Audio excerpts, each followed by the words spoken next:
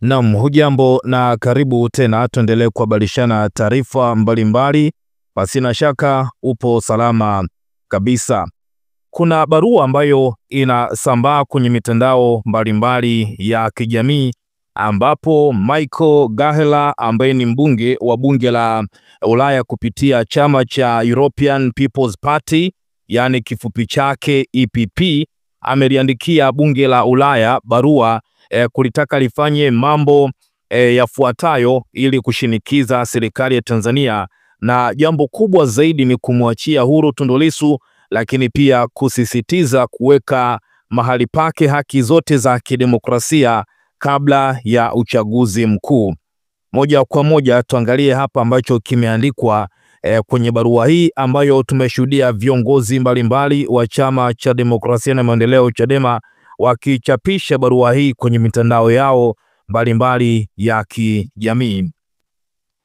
Mbunge wa bunge la Ulaya, mratibu wa masuala ya kigeni wa kundi la EPP katika bunge la Ulaya. Kama wanachama wa chama cha wananchi wa Ulaya EPP katika bunge la Ulaya, mimi na wenzangu wengi tuna wasiwasi na hali mbaya ya kisiasa nchini Tanzania. Kuna ukandamizaji wa kimfumo wa upinzani, mmomonyoko wa viwango vya demokrasia na ukiukwaji mkubwa wa haki za binadamu, hasa katika kesi ya kiongozi wa upinzani Tundu Lissu. Unahitaji jibu la haraka na thabiti kutoka kwa jumuiya ya kimataifa. Tundu Lissu, mwenyekiti wa chama kikuu cha upinzani Chadema, alikamatwa mnamo tarehe 9 ya mwezi wa 4 mwaka 2025 wakati wa mkutano wa amani. Anatuhumiwa kwa uhaini mkuu, shtaka ambalo lina adhabu ya kifo nchini Tanzania. Kwa kuongeza, anakabiliwa na mashtaka chini ya sheria ya makosa ya mtandao ya nchi hiyo kwa madai ya kusambaza habari za uongo. Tangu azuiliwe, amenyimwa haki za kuabudu na kupata ushauri wa kisheria kwa siri na kuhamishwa kwenye sehemu iliyotengwa kwa wafungwa wa kunyongwa licha ya kutokuwa amehukumiwa. Masharti haya yanajumuisha ukiukaji wazi wa viwango vya kimataifa vya haki za binadamu. Mashtaka hayo yanayoendeshwa kisiasa na yana lengo moja: kumnyamazisha sauti inayoongoza ya kidemokrasia kabla ya uchaguzi mkuu ujao. Kampeni pana ya serikali dhidi ya chama kikuu cha upinzani inajumuisha kupiga marufuku mikutano ya hadhara, kufungia fedha za chama na kuwakamata wanachama wa upinzani kiholela. Hatua hizi zimezuia upinzani kushiriki katika uchaguzi wa Oktoba mwaka 2025. Wakati huo huo, wanaharakati huru na waandishi wa habari wa Tanzania na wageni wametishwa, kushambuliwa na kuzuiliwa bila kufuata taratibu za kisheria. Kukamatwa na unyanyasaji ulioripotiwa wa mwanaharakati wa Kenya Boniface Mwangi na mwandishi wa habari wa Uganda Agatha Atuhaire ni sehemu tu ya matatizo makubwa yaliyopo. Licha ya ahadi za awali za Rais Samia Suluhu Hassan za mageuzi, tunashuhudia kurudi kwa vitendo vya kimabavu. Serikali ya Tanzania lazima iwajibishwe kwa matendo yake. Tunatoa wito kwa Umoja wa Ulaya kufanya mambo yafuatayo. Jambo la kwanza, kudai kuachiliwa mara moja kwa Tundu Lissu. Jambo la pili, kusisitiza kurejeshwa kwa haki za kidemokrasia na uzingatiaji wa utawala wa sheria kabla ya uchaguzi. Jambo la tatu, kuzingatia vikwazo vilivyolengwa dhidi ya wale waliohusika na ukiukaji mkubwa wa haki za binadamu. Hilo ni jambo la tatu ambalo wameliandika hapa, kushinikiza bunge la Ulaya kuitaka serikali ya Tanzania kufanya mambo haya. Na mwisho kabisa, sasa ndiyo wakati wa kuzungumza na kusimama imara na Watanzania katika mapambano yao ya demokrasia na utu wa kibinadamu. Umemaliza hapo mwisho kwa kuandika hivyo. Ni barua ambayo imetumwa bunge la Ulaya na moja kati ya wanachama wa bunge hilo kupitia chama cha European People's Party EPP, kama jinsi ambavyo tumesoma hapa. Ni waraka huo ambao uliandikwa tarehe 27 Juni mwaka 2025, lakini umekuja kusambaa siku ya jana baada ya kesi ya Tundu Lissu. Lakini pia kubwa, watu mbalimbali wametoa maoni yao kufuatia ujumbe huo ambao umetumwa bunge la Ulaya. Huyu wa kwanza anasema, kwanza mimi naona hawa wanachelewa kuiwekea vikwazo Tanzania. Lakini pia mwingine anasema kwamba haiwezi kusaidia chochote, maana hatutegemei msaada wowote kutoka huko, hawafanyi vizuri kiuchumi kwa sasa.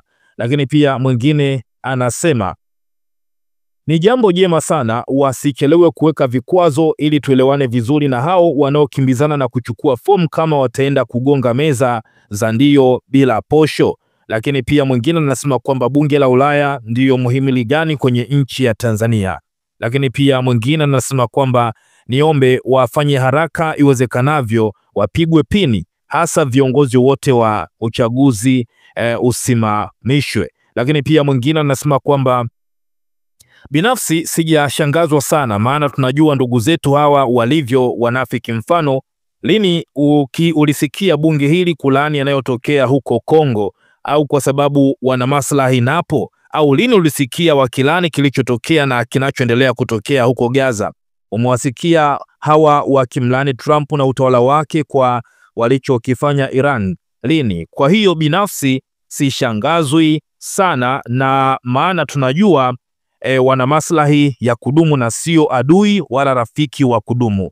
Pale interest zao zinapoendana na za kwao, unakuwa rafiki yao. Pale zinapoanza kutofautiana, nawe unakuwa adui yao. It is as simple as that. Lakini pia mwingine anasema kwamba bunge la Ulaya ndio wakina nani? Kama waliwadanganya hao wazungu kuwa mkifanya utovu wa nidhamu watawatetea, imekula kwenu. Hayo ni matapeli tu ya naiba nchi za Afrika yanajenga kwao. Hapa hatuwahitaji nchi huru. Lakini pia mwingine akasema kwamba hakuna kilichonishangaza. Lakini pia mwingine akasema jambo jema hili sana. Lakini pia mwingine anasema kwamba hili ni tamko la 6 lenye maudhui yanayofanana, haliwezi kubadili kitu, zinazochezewa ni sharubu, usichezee dola. Tanzania ina misingi yake ya kujisimamia, kushinikiza serikali si busara, labda kujadiliana nayo ndio sawa.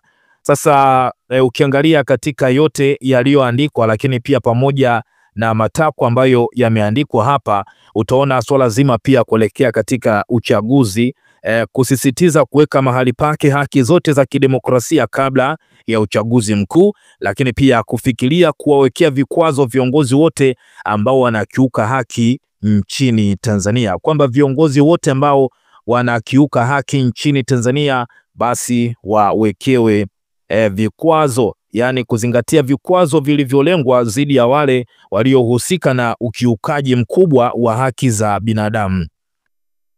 Nimejaribu pia kupitia baadhi ya maoni ambayo watu wameyatoa hapa kwenye akaunti ya Brenda Lupia, kiongozi huyu wa chama cha Chadema, na watu wengi pia kwenye peji hii ya Brenda Lupia hapa wameandika maoni yao kufuatia hiki ambacho kimetumwa huko bunge la Ulaya, kushinikiza mambo kaza wa kaza yaweze kufanyika dhidi ya serikali ya Tanzania. Huyu wa kwanza hapa kwenye posti hii ya Brenda Lupia anasema kwamba kwani wao wana mchango gani katika maisha ya Watanzania? Mbona kila siku ni matamko lakini hatuoni cha maana kikifanyika? Lakini pia mwingine anasema kwamba Chadema sasa mnathibitisha ya kwamba nyie ni vibaraka wa watu weupe. Hatupo tayari kuharibu amani yetu Tanzania. Tunasimama na mama na ni 10 tena sio 5. Huyu anasema ni 10 tena sio 5 kwa mama. Lakini pia mwingine anasema kwamba mbona kama wanachelewa wafanye haraka kuweka vikwazo, sisi tumekubali na tunafurahia jambo hilo. Lakini pia mwingine anasema ya kwamba anasema kwamba good and thank you Michael for this message that may change the status quo. Lakini pia mwingine anasema kwamba huko ndo kupambana ndani na nje ya Tanzania. lakini pia mwingine anasema kwamba sanctions ndo patamu, lakini pia mwingine anasema kwamba that's not how a rule of law concept works, lakini pia mwingine anasema kwamba in Tanzania under the oppressive rule of Samia Suluhu Hassan there is no freedom for political parties to engage in politics.